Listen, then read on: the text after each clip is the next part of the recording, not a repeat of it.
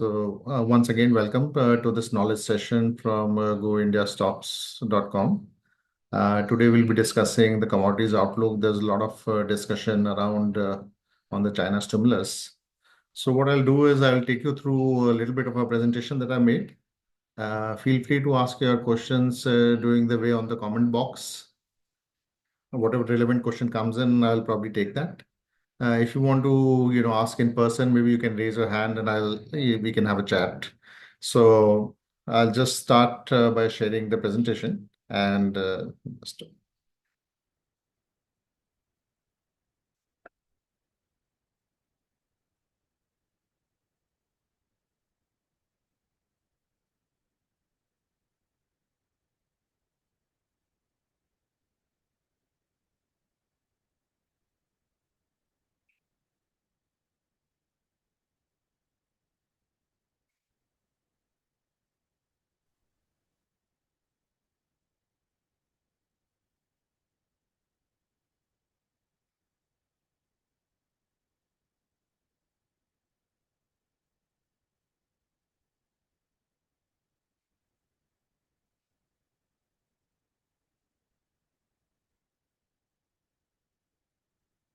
okay. So the question everybody is asking is, with the China stimulus coming in, is it the start of a new bull run? And obviously there are other factors which people are highlighting. So one is obviously China stimulus. It's slightly better than what people expected. Number two, there's this transition to renewable energy, which is very commodity intensive, especially for non-ferrous commodities.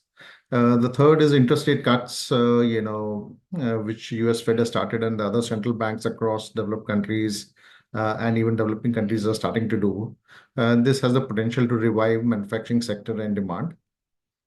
Third is limited, mining capex and supply growth well documented for some of the commodities like copper, etc. There are a few bearish things also that China economic reforms really need deeper correction, and there are no signs of that as yet. Then there are rising trade barriers, which is pushing the cost and the timelines for transition to renewable energy. And third is inflation could probably turn out to be sticky if these commodity prices really move up. Maybe the inflation doesn't go down and the interest rate cut cycle is shallower than what people are thinking right now.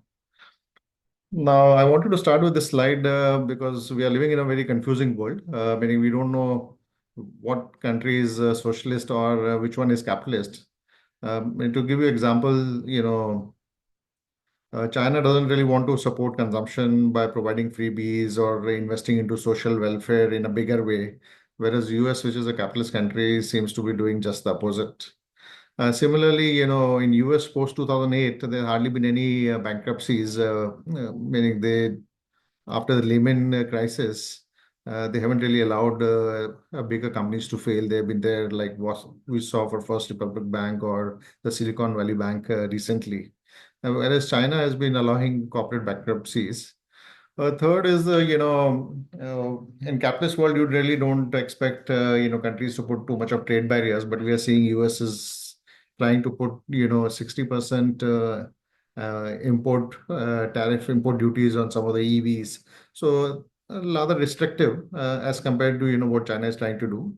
And finally, China is coming of the age and taking lead in new age technology despite being a socialist country. So, things are getting a little bit confusing and lines are getting blurred between what is socialism and what is capitalism. I wanted to, mention this upfront that, China plus one theme which everybody's talking about. The one is still too insignificant. It is still equal to China. So you look at this chart, what is the dominance of China in terms of global commodities demand? When it's ranging from 25-30% to 77% in some commodities. And obviously, you can see that Chinese property demand plays an important role. So clearly, China is difficult to replace.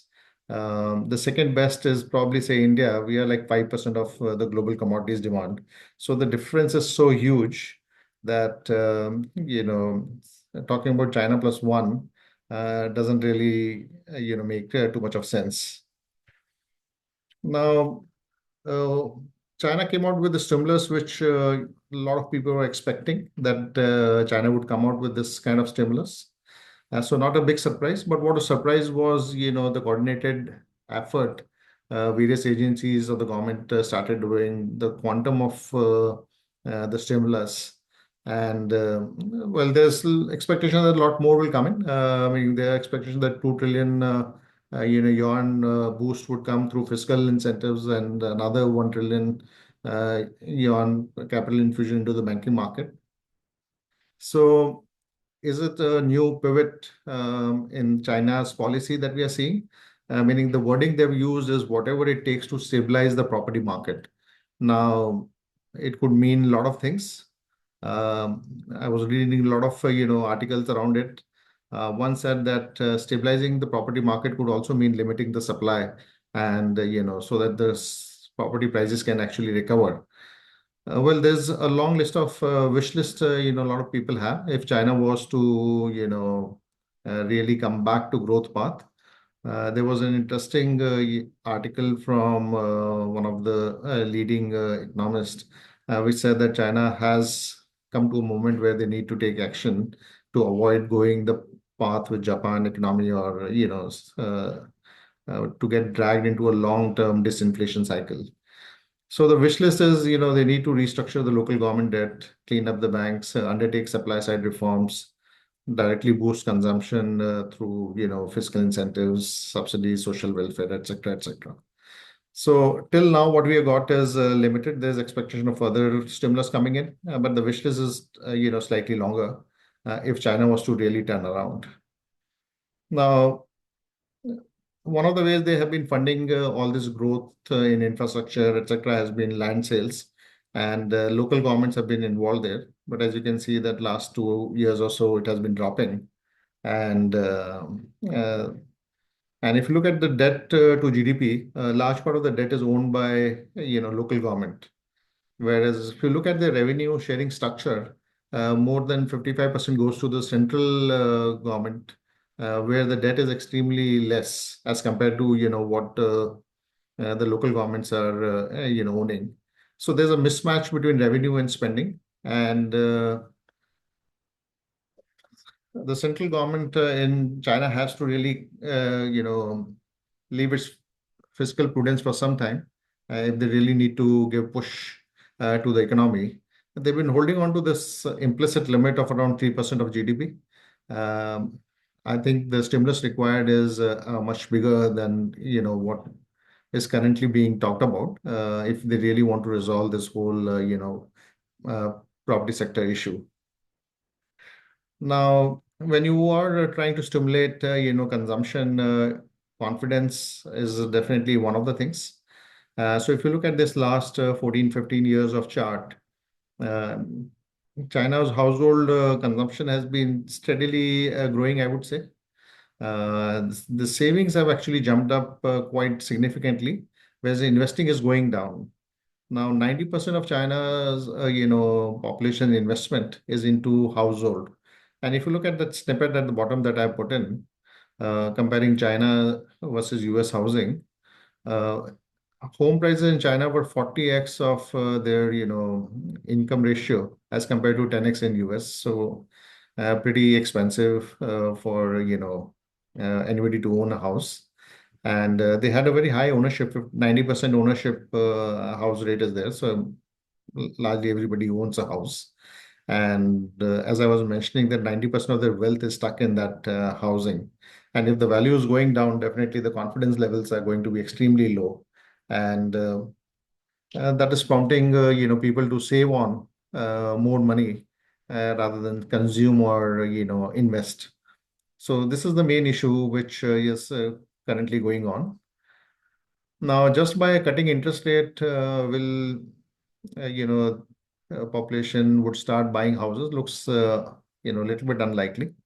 So what probably government has to do is there's a big unsold inventory. There are a lot of unfinished projects.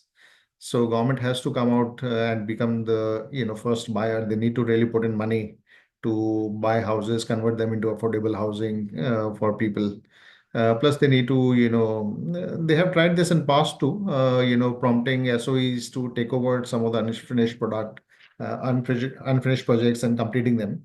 So they've done it in, small bits, and this is the fourth time they are trying to do it.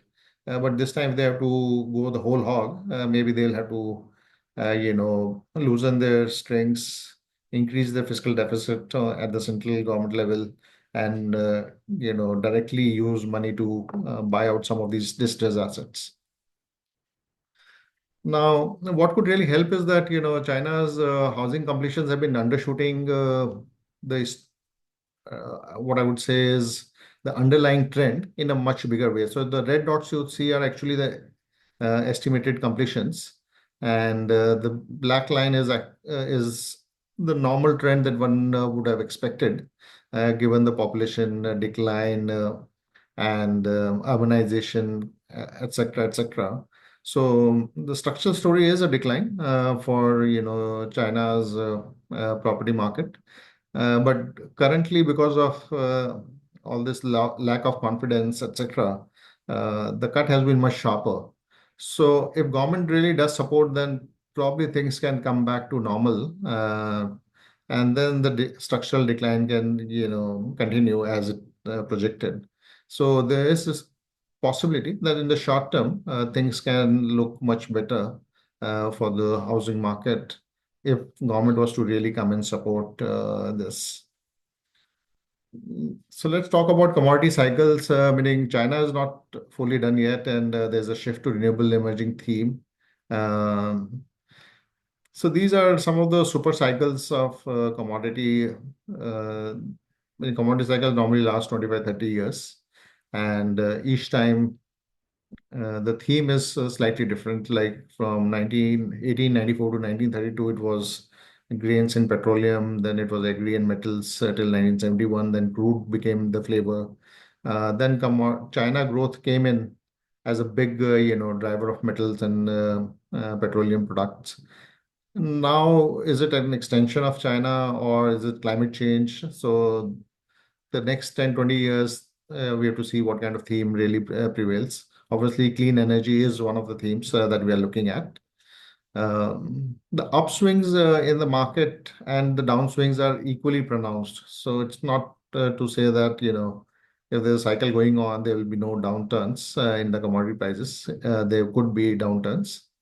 And when you look at this, duration and time taken during the peak, it tells us that cycles are getting a little bit shorter than what they used to be. So maybe it's a 15, 20-year cycle we'll see now when we see this climate change theme emerging.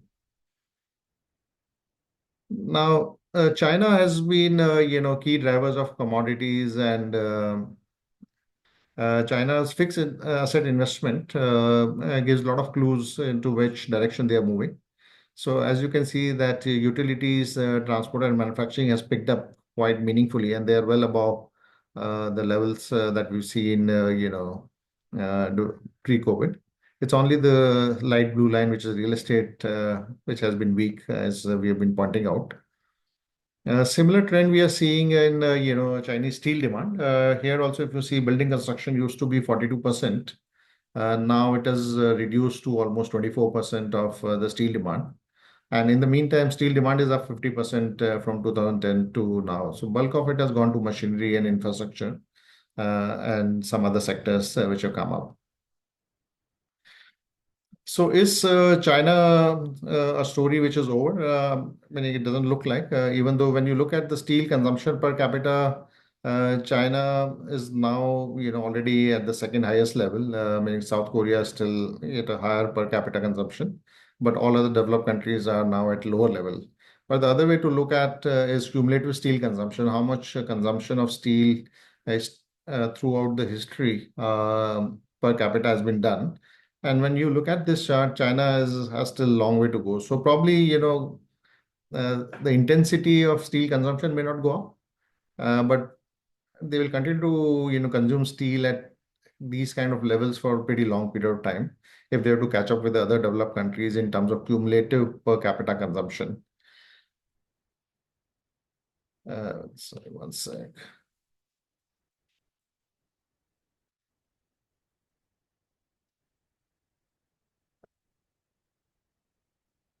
Yeah.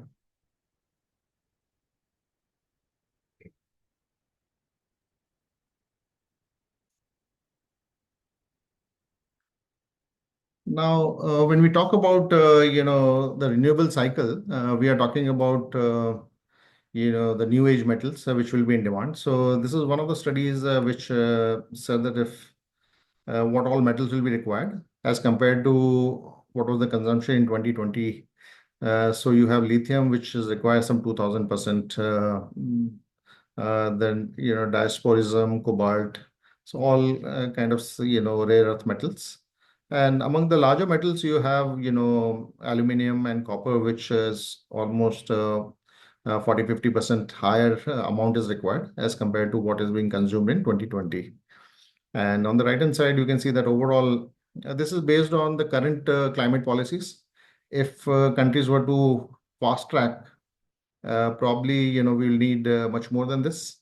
But based on the current climate policies which have been announced, you need around the 45 million ton of everything put together. But bulk of it is copper and aluminum, as you can see in this chart. Now, even for the stated policies, a lot needs to be done, meaning for the next 21 to 2030, the growth rate which is required from what has been seen till now in the last few years is extremely large. Like Africa has to do 11x of what they've been doing in terms of growth rate.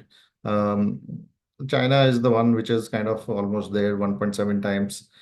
Japan seems to be doing okay. India 8.5 times. So we all need to do a lot more, even if this demand is to come true. So basically, uh, current demand is not really keeping pace. The current execution is not good enough. Now, demand doesn't mean pricing power, meaning this is the chart for lithium carbonate. Now, here you saw that lithium is the most used metal for this transition in terms of percentage change. But when you look at the pricing, it doesn't look like there's any bull cycle. So supply is a critical variable to track, and we'll talk about it a bit more, later on. Then tariff barriers can also slow the progress in a big way. Meaning, if you look at, in the case of say solar power, one of the critical, thing is wafers. 95% of the capacity is in China. So while we are trying to put in barriers, like India has import duties, China, US has put in import duties, and if further barriers are put in, maybe this acceleration that we need to reach to that kind of demand for commodities in this theme may not actually really happen. So things are not really helping the matter that one, the transition is moving slowly, and number two, the barriers could mean that there won't be enough capacity available to do the transition in that stipulated time that people are talking about. Let's come to the rate cut cycle and impact on commodities. Many commodities do follow the GDP case, GDP growth rate globally. And currently, the forecasts are that the global growth would be around the 3% mark where we have been seeing. So there could be some slowdown in US, but there is pickup happening in developed world and Eurozone. So overall, the impact, the blue line that you see here is kind of flattish. And so commodities do tend to move up, but we are not really expecting a big jump up like what we saw post-COVID or what we saw in 2008, prior to 2008. So there is support to commodity from rebound in economy, but it doesn't look like to be a very, very big trigger. Secondly, there is some talk about that rate cuts have a very bullish impact on commodity prices. So here, this is the last 12 rate cuts that we have seen, rate cut cycles from 1974. And it's a very mixed picture. apart from the 2007 and 1974, and to some extent 1980, bulk of the time commodities haven't really moved up that much as what the media is hyping it about. It also depends on economic cycle as we were discussing. So if tomorrow China was supposed to go back to 6% growth rate from currently 4.5 to 5% range that we are talking about, it will definitely have an impact. But the way things stand, it doesn't appear that we are in any kind of a major economic upcycle.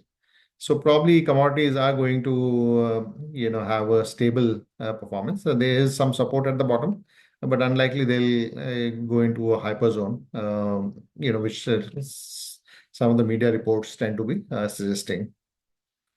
Now, let's talk about copper because I think a year or two back, there was a Goldman Sachs report talking about copper at $15,000 and super cycle and all that.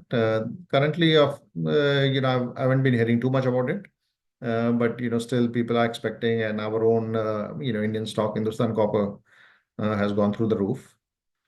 Now, when I look at copper demand, obviously China is a major player out here, and here if you see. The rest of the world, I think China is obviously the light blue lines. The rest of the world has hardly been growing. And in fact, US copper demand peaked in 2000, and since then it has been actually going down. So uh, we are talking about only one country which is actually consuming. And this could have been the China growth story rather than the renewable shift that we are yet to see in a big way. Now, it is expected that in 2031, the demand for copper would be around 36 million tons, and the supply is estimated to be around 30 million ton. So there's a gap of 6.6 million ton. I was reading through, some of the analysis as to how this gap can be, met, and some of the things which have been mentioned in a McKinsey report doesn't sound to be rocket science, like grinding circuit roughing. Basically what happens that you copper comes in like 1 to 2% in the ore that you mine. So the finer you grind, the better chances of extracting the copper fully out of it. So they're talking about grind circuit roughing, they're talking about coarse particle scavenging, sulfide leaching. When it becomes very less in quantity, leaching is one of the way in which you can take out copper from the ore. So some of the things which they're talking about uh, is not really rocket science, and maybe this gap which was projected and is being projected may not really actually happen. And one of the broker reports is actually talking about copper being in surplus for the next 3 to 4 years. So they are talking about adjusted balance of 262,000 tons in 24, 300,000 ton, 434. So, and inventory levels of copper on the exchanges going up. So not only, future, I don't think there's any super cycle kind of scenario developing at the moment. In the near term, there's enough copper available, and maybe prices, they are forecasting prices to be sustaining below $9,000. So it's quite an eye opener as compared to what the general buzz is around in the market. Aluminum, on the contrary, looks stable with a positive bias. But one thing which is actually changing the whole thing is China's imports. China has been aggressively importing post-COVID from Russia and some other countries in a very big way. So normally you tend to look at balance ex-China, and aluminum is looking very much balanced. If I look at their, demand supply balance, uh, there's hardly any surplus which is coming in. And so inventories remain pretty stable, and pricing probably will move up a little bit if the demand was to surprise on the positive side. Iron and steel, China has an overcapacity and a structural oversupply issue. So this is what we're expecting from a global finished steel demand perspective. China, which is currently closer to a billion ton, is likely to probably decline in the next 25 years to 600 million ton. India would grow from 100 odd million ton right now, where our demand stands, 110, 115 million ton, to probably say 400 million ton. But if you look at overall globally, there's hardly much growth coming in. And so currently, China's surplus is being pushed into the export market. So in 2024, they are exporting close to around, 100 million ton.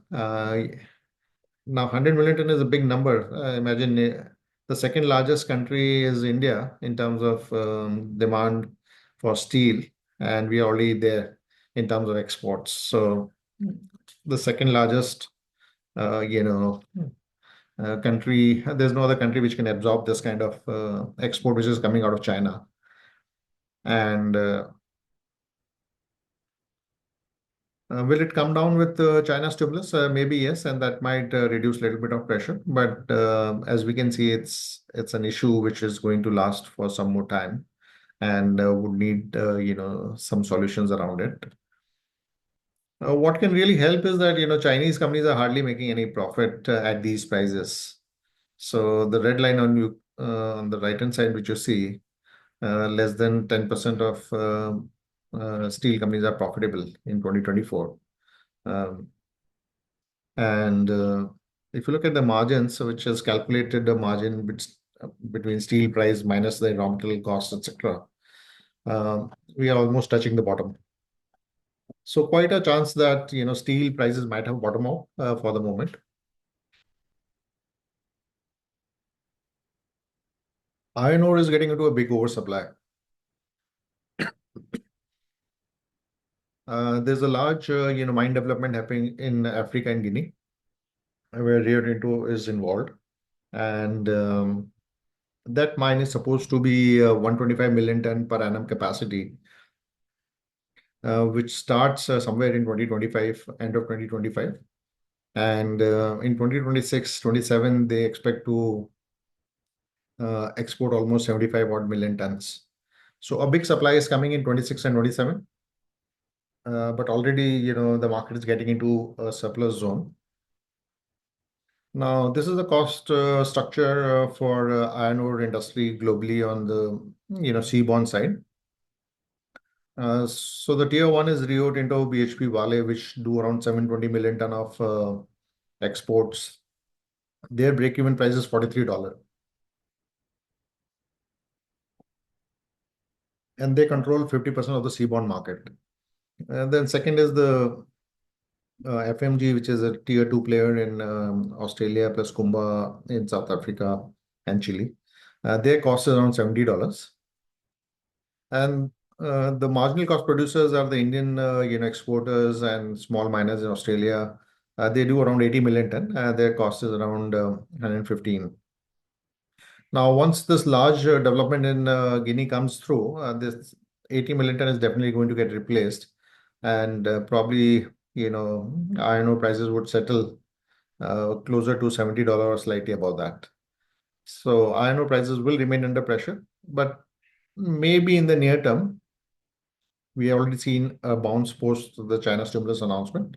And if the China residential market starts to pick up and steel demand improves in China, there's a chance that we see a pop up to 110, $115 because currently the Indian miners and smaller steel miners are loss making. And if we require this 80 ton, so in the short term, there's a chance that iron ore might go up. But from a 2 year perspective, probably we are heading to $80 on an average. Some of you wanted me to talk about gold, so I have put in some thoughts here.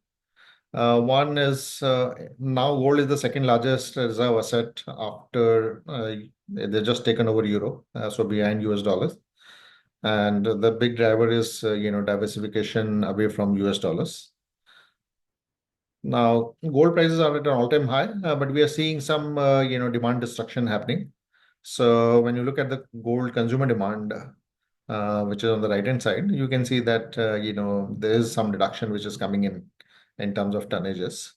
And India saw a big shift down. Even China has seen a shift downwards in terms of demand. The recent, duty cuts in India did really help for the time being, but gold prices have now moved up again. So probably I'm thinking that maybe demand will remain muted. We are getting into our festive season. Maybe that helps. So to me, it looks like that gold probably is kind of peaking in the near term. Similarly, if I look at the central banks purchases went through the roof in the last few quarters, and it's now starting to taper off. Now it's where will it stop or will it come back? Difficult to say. But since gold is already the second largest reserve asset, maybe countries are nearing to their goal or they might slow down a little bit. Now, same question for gold because interest rate cuts does mean that gold prices, which is correlated to the or inversely correlated to the 10-year bond yield, is inversely correlated to the dollar index. Uh, so normally it does do better, but post the rate cut cycle, if you look at the orange one, the orange bar is average, which is when the rate cut is followed by a recession, you see a much bigger size spike in gold prices. If it is not followed by recession, which is the base case right now, it doesn't really move up that much, at least for the next 6 months. So maybe I think gold prices in the near term are nearing a peak. There will be a pullback. There's a longer term story about gold, being non-correlated, um, shift away from US dollar reserve currency and all that. So maybe it might come back later, but for the time being, it does appear to me that gold probably is, reaching a level where it can take some retracement. Now, Indian metal stocks are building in a lot of positives. So Indian steel margins have remained pretty strong, even when the red line is the Chinese spread. As you can see, it's trending below zero, but the blue bars are still pretty healthy. So JSW, which is our leading steel company, is doing reasonable margins, which it was doing pre-COVID, even at zero, margins in China. And one of the big changes which happened is that in May 21, China had removed export rebate, which was 30%, 13%. And that has meant that the average margin which converter like JSW was doing has improved significantly.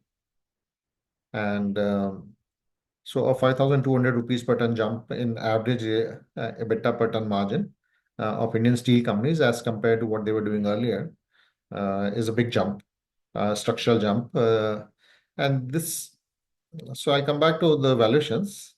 Now, this was a story in FY24. This is the story till now in FY25. EPS upgrades have been happening in a fast clip.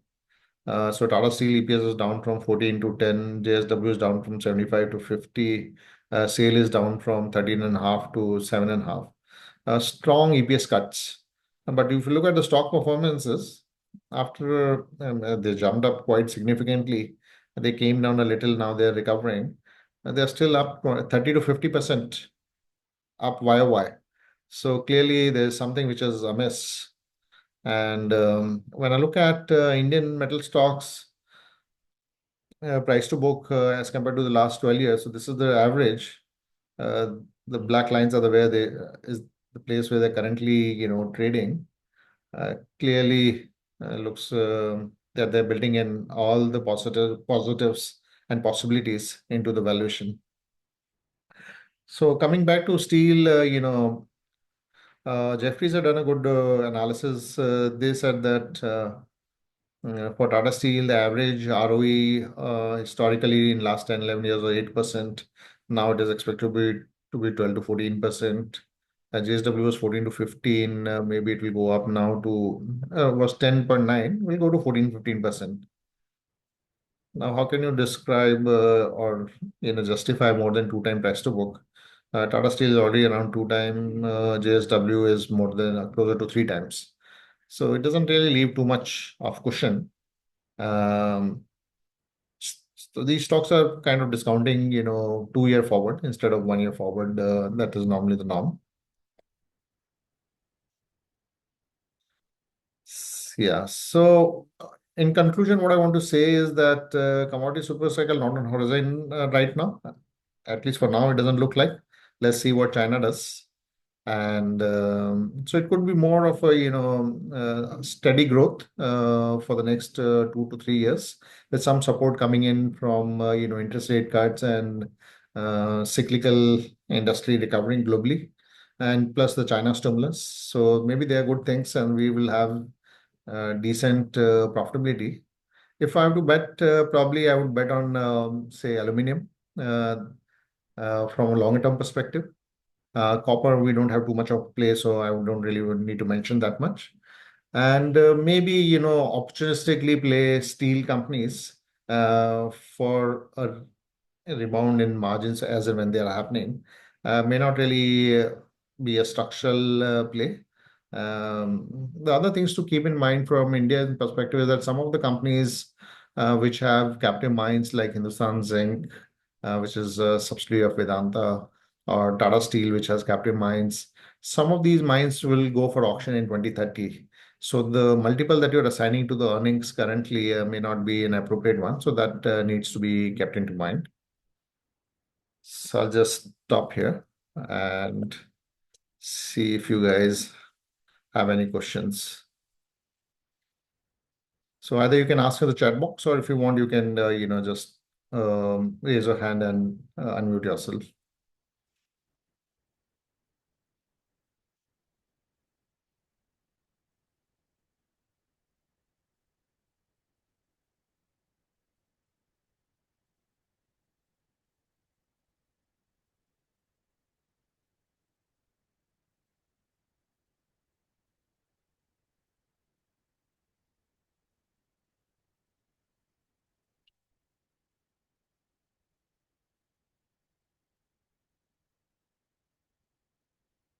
Yeah, Sagaji, you can go ahead.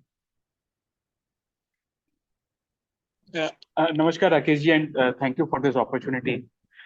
Sir, in the annual is the US elections also in the month of November. So whatever China policies जो भी उन्होंने अभी cut की या stimulus की लाई है, what kind of government gets elected there would also undermine the factors of how China will shape their policies, and then again the commodity space will needs to be redefined. So हमें sir we need to factor that, they kept that angle also in mind.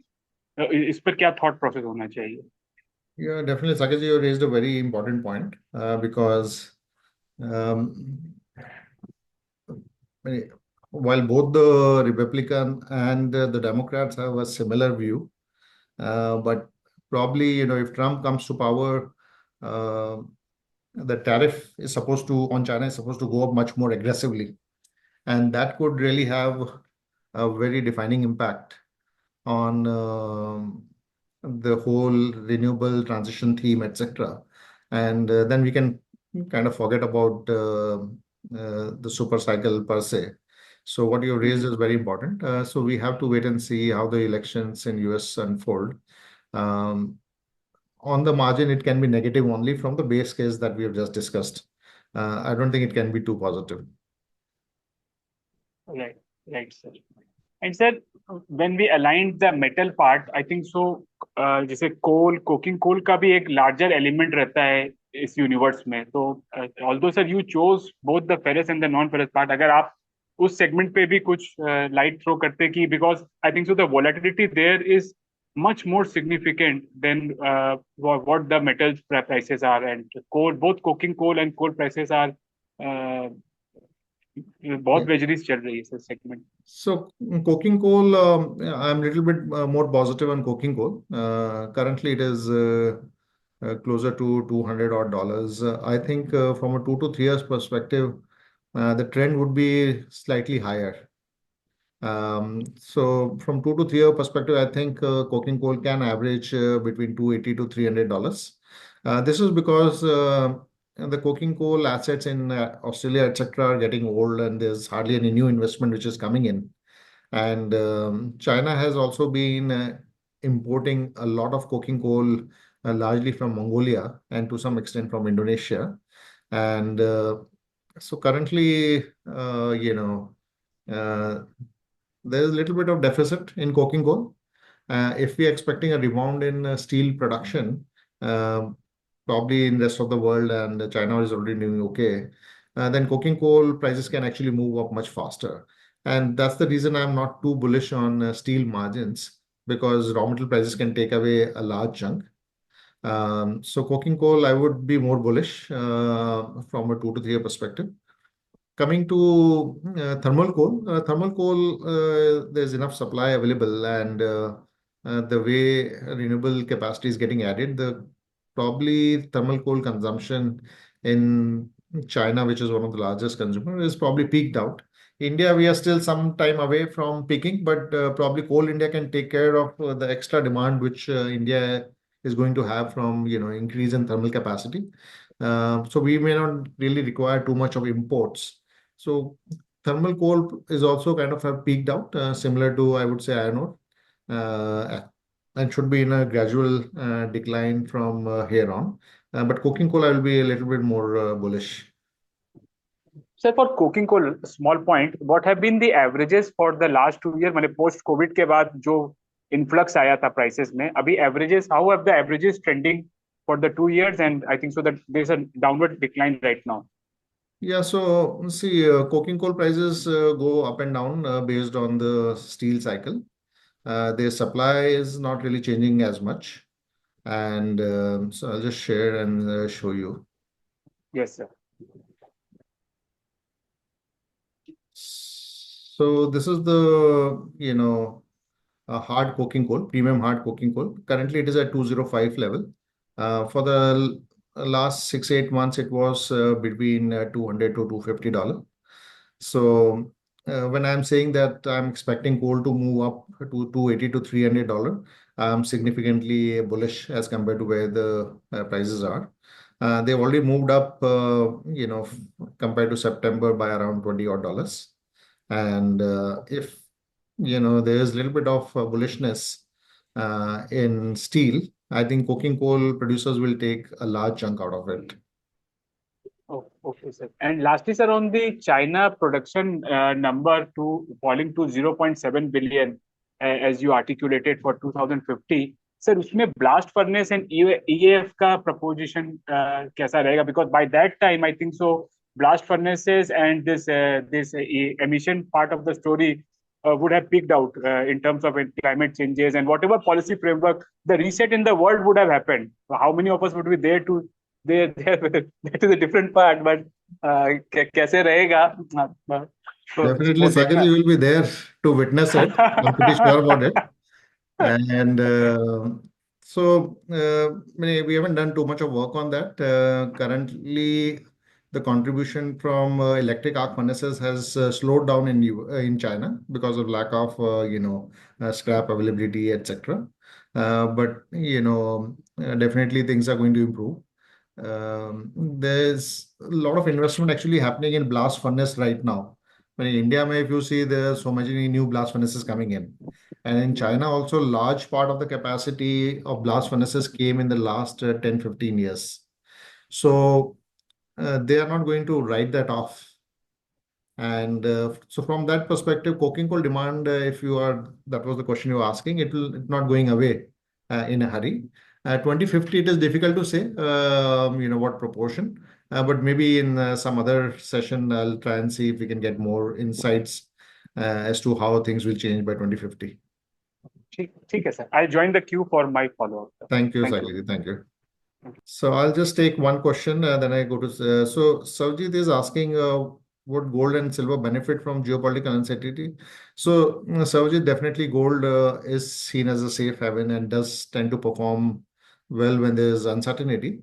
Silver per se is not so much of a value of store or It's not really seen in that same context. It is much more driven by, a shift to renewable, where there is a little bit of, requirement of silver. And as you saw in my presentation, that the silver requirement will go up by 10% in the next by 2050. So it's not a big requirement, it is a small requirement. Silver will underperform gold. That ratio has broken, and I think it will remain broken for some time. Yeah, Dinesh, I can take your question. Thank you, Rakesh ji, for the opportunity. I mean, this session has given really good insight. The first I want to understand, is there any China commodity fund available in India through which we can do some investment as on today? Sorry, you're asking any areas for investment, you're asking? Yeah, is there any fund available in India through which we can invest in China commodity That I'm market? not sure. I haven't really come across anything which, one can look at. You'll Okay. have to probably invest into US market that's much more liquid and much more options are there, or maybe Canadian market. But India, I don't think we have too much to offer in terms of investments. Okay. What should be the fair EV to EBITDA we should give for aluminum companies like Nalco or Hindalco, and between Nalco or Hindalco, which can be the preferred bet? So, Jinesh, historically, we used to value commodity type of companies at 6 times EV beta, but now things have changed and people are happy to give 7 to 8 times EV beta also. Um, Surprisingly, Hindalco trades as a much lower valuation despite its conversion business of Novalis, etc. Uh, Maybe analysts can, if the stock goes up, people will start driving more this thing. But so the two three factors which really matter. One is what kind of ROC the business is generating.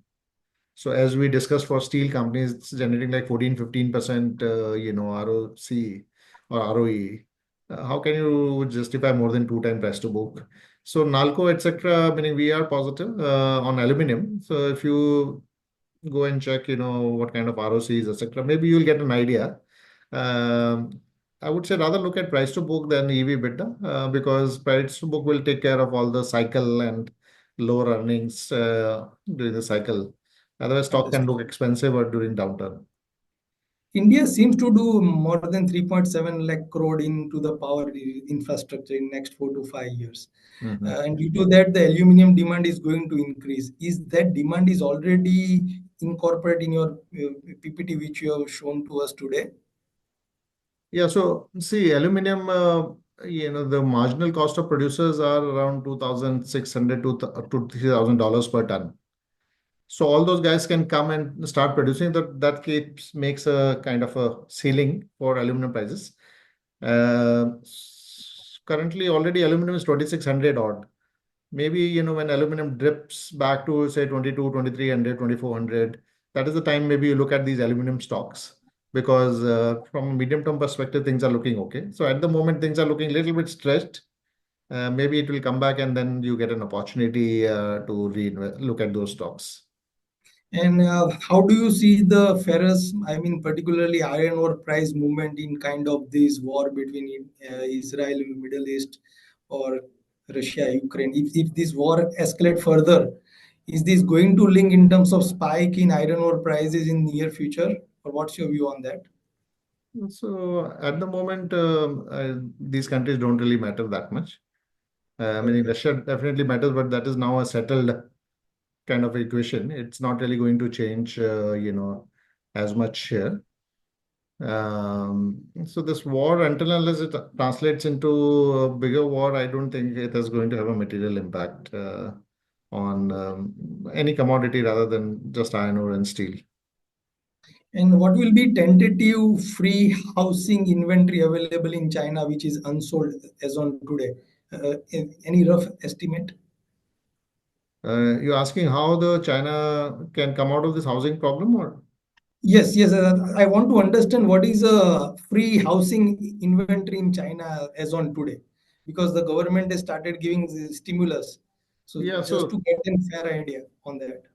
so what people are saying is that they need to do something like 0.5% of GDP intervention to take control of this excess inventory which is there in housing sector. That is huge. And so that's a big number. Let's wait and see. Meaning they haven't announced anything. But if they do, probably then they can rectify this property sector and things can get back to normal in China. But at the moment, there are no signs of that.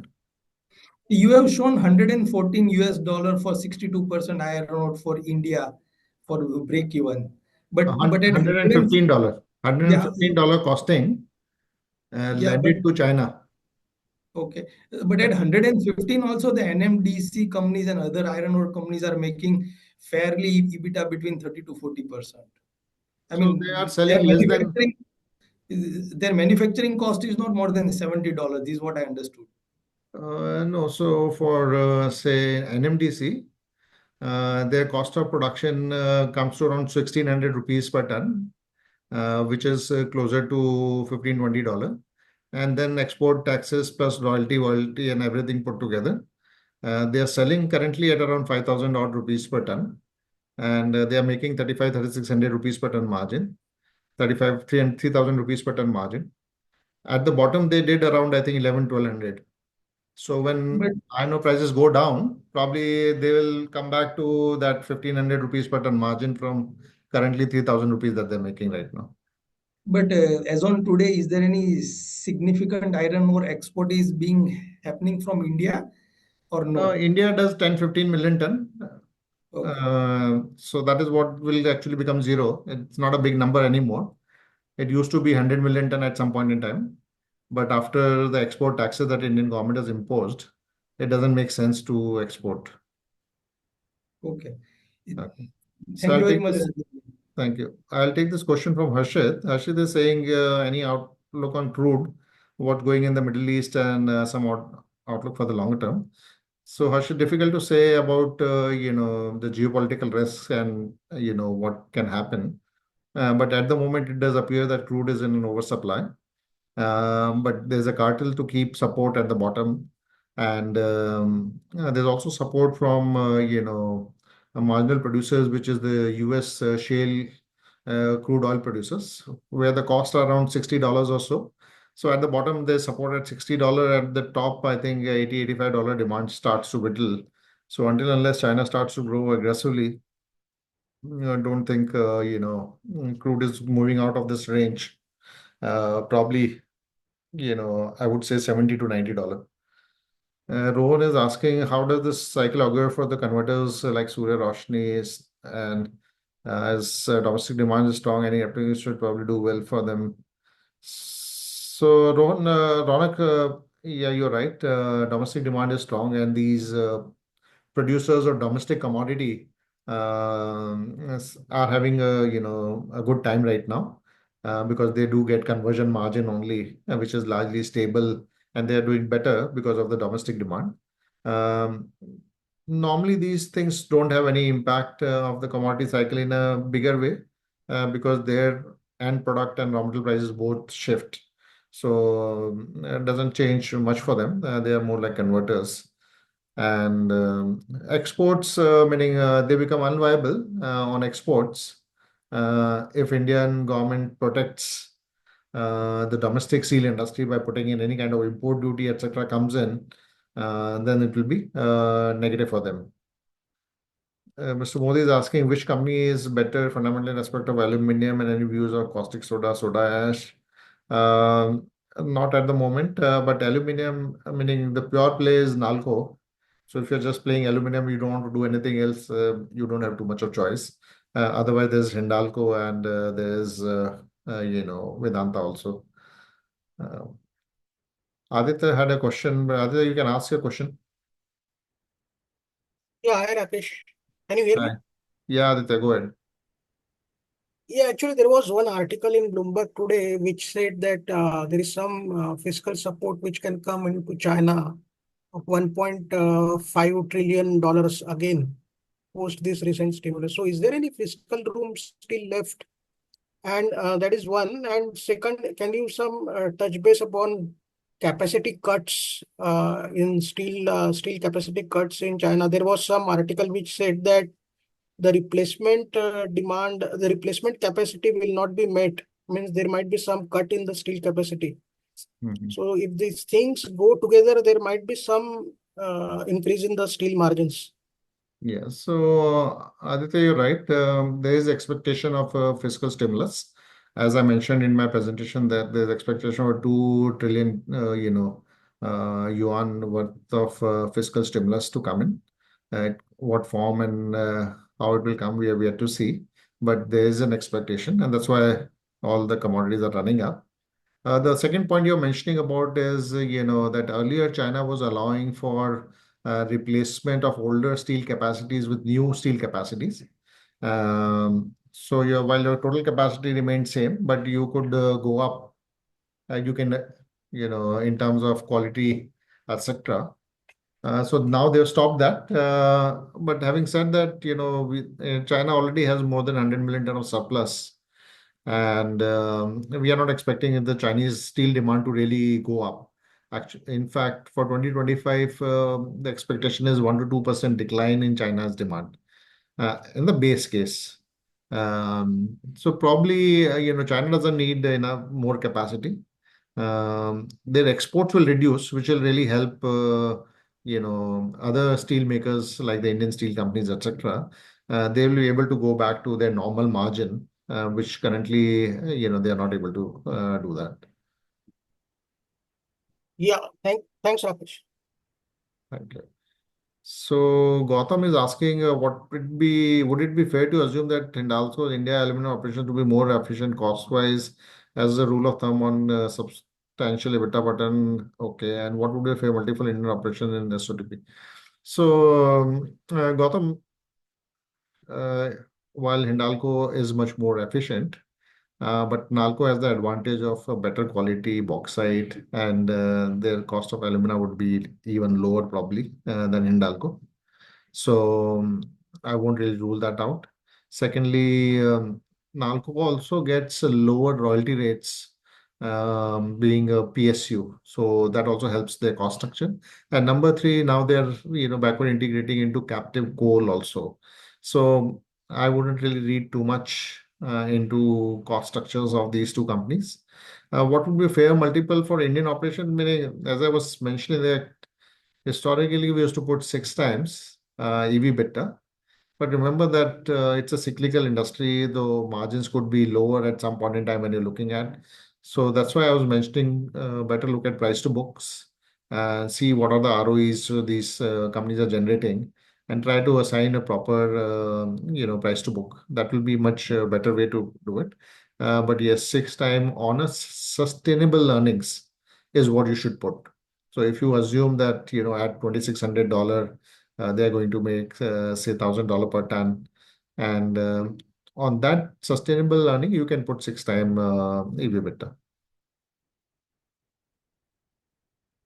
Any other question anybody wants to ask? Yes, sir, may Yes, I? yes, Sakeji, please go ahead. Sir, when you mentioned about this new iron ore mine coming on stream, you are referring to the Simandoa mine at Guinea, sir. So Yeah, उसमें हमारा yeah. cost of mining and या उनके लिए finished का क्या benchmark होगा below what that they will be also making money. What should be the break even for them, taking into account their cost today? So while I haven't, read about the explicit forecast for, that mine, but the general assumption is that it will be less than $70. Will it be tier one? I'm not sure, but it is definitely tier two and below. So uh, $70 is where they would be, kind of comfortable in terms of pricing. Okay. And so the averages for this 62% iron ore, what have been the historical averages with the growth in the steel production that have been due to China, and also now today the our country for domestic also. What have been the average prices and bas, that was the question. So Saketji, last year I think the prices averaged around $120 or so, which is where the marginal cost of producers are. Hmm. And at the peak, it had gone to more than $200. Yes, that was Um, not such. yeah, but so currently, $120 is kind of the peak for these for iron ore prices at the moment. Hmm. And at the bottom, as I mentioned, $70. So the broader range is 70 to 120 in the near term. And once the supply from Africa starts to kick in, maybe this range will shift to below $100. So 70 to $100 would be the range once the iron ore from Africa also starts to come in. Because of the largest player here domestically, NMDC has also guided from 50 million to 100 million ki journey for 2030 in the coming 6-7 years. So factoring that into account, we should then lower our estimate. The growth for NMDC or the absolute number would definitely look upward. But these, जैसे आपने बताया 3500 रुपया पर ton का जो margin है वो फिर सस्टेनेबल नहीं लगता है for NMDC. What's the outlook on NMDC as per sir? So in India, there are two, three things one needs to consider. One is that in India, there's an auction of iron ore mines which started 2, 3 years back. And steel companies have bid crazily and bid 100% royalty rates. So basically, they are paying 100% of the iron ore price in the market as royalty. And NMDC, by virtue of their being a PSU, they have got royalty rates at 22% or so fixed. So they get an cost advantage. So it is might be cheaper for a lot of smaller guys to buy from NMDC as compared to have their own mine in auction. Uh, Now, will NMDC go to 100 million ton? We'll wait and see because they have been trying to reach 50 million ton for the last so many years, and probably they'll reach now in next 1 to 2 years. But Indian demand, steel demand is also growing at around 7-8%. So around 7 to 8 million ton of extra steel demand is coming in India, which means 15-20 million ton of extra, iron ore. Iron. Yeah. So India probably would continue to need iron ore from NMDC. What will happen is that some of the high cost producers, the low cost mines in say Goa or Karnataka, they might go out of action. Right sir. ठीक ठीक है sir. Thank you sir, and thank you Thank for the you. Time sir, Thank you, Sagar ji. and answering all the questions. All the Thank you. best sir. Thank you. Yeah, Janesh, you can ask a question. Yeah. So, Rakesh ji, as you have just told that there are recent auction where the royalty prices was very high for iron ore. So, based on lower royalty price and the higher royalty price on which the auction has happened, what is the cost of production minimum and maximum for Indian iron ore companies for 62% grade? Any idea? Minimum, Yeah. maximum? Yeah. So see, the lowest cost producer are some of the old, iron ore companies. Like in our case, like with, even NMDC or company like Godavari Power, they have very low cost of iron ore production because they have lower royalty rates. Then there are Tata Steel Mines, SAIL. They are all low cost iron ore producers, and so only those guys who got the mine in after 2020 in auction are the ones which are the highest cost. See, mining cost, it doesn't really change that much. It's like 500-600 rupees per ton. What really matters is the royalty rate, and the second is freight cost. So, so all these ones who have the old, mining leases, so depending on how long they will last when they come up for renewal, these guys have an advantage of low, iron ore cost. And that is the reason I was mentioning that 2030, company like Tata Steel might have, some of the mines go for auction and their cost might increase dramatically. So when one is giving multiple, one needs to be sure that they are looking at the continuity of profitability.